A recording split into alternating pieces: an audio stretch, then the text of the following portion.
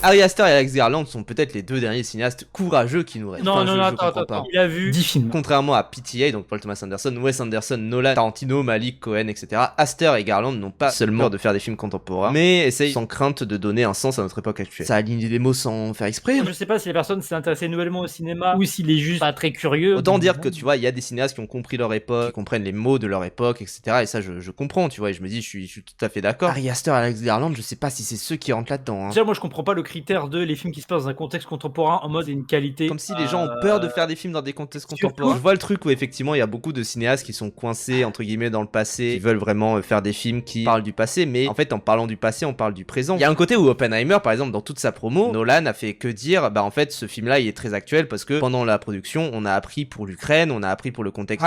Les motivations politiques qui font fi de toute morale. La zone d'intérêt n'est pas un film courageux, ça parle du passé. Bah oui, La zone d'intérêt c'est un film qui est extrêmement courageux, qui parle du passé, mais vous regardez toutes les interviews du coup de Jonathan Glazer, je pense pareil à The Flower Moon, tu vois. The Flower Moon c'est quand même un film qui parle du passé, mais parce que le passé est toujours présent.